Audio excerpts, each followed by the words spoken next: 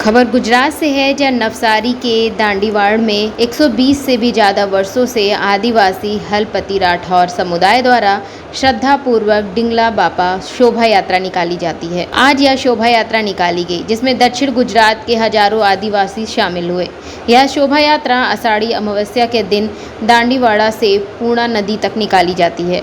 भक्त डीजे की धुनों पर नाचते गाते और डिंगला बापा के आगे आगे चलते हैं। डिंगला बापा की कथा रोचक है। लगभग 120 साल पहले ब्रिटिश शासन के दौरान अंग्रेज भारत में सफ़ेद चूहे लाए थे।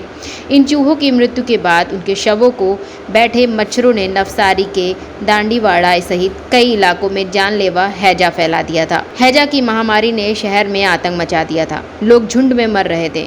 ऐसे समय में एक पारसी गृहस्थ ने आदिवासी परिवारों को सलाह दी कि यदि वे एक आदमी के आकार की गुड़िया बनाकर उसे भगवान की तरह पूजें और पूर्णा नदी में विसर्जित करें तो समस्या हल हो जाएगी। जिसके बाद दांडीवाड़ा के आदिवासी समुदाय ने इसे स्वीकार कर लिया और घास और कपड़ों से एक गुड़िया बनाई। 3 दिनों तक पारसी युवक जैसी दिखने वाली इस मूर्ति के लिए विवाह जैसे अनुष्ठान किए जाते हैं। डिंगला बापा का बिस्तर धोया जाता है और शाम तक संस्कार भी किया जाता है। अगली रात भजनों के धार्मिक कार्यक्रम होते हैं।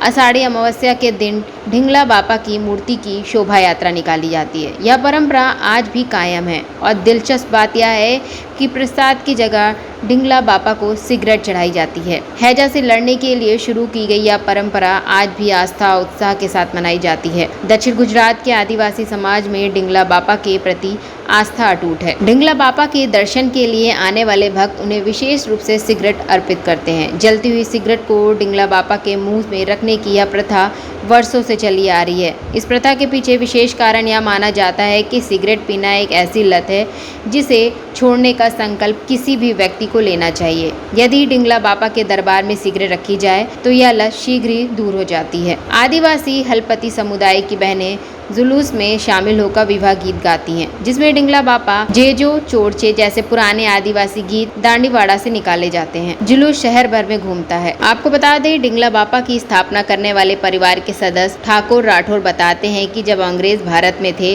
तब नवसारी शहर के दांडीवाड़ा इलाके में हैजा फैला था।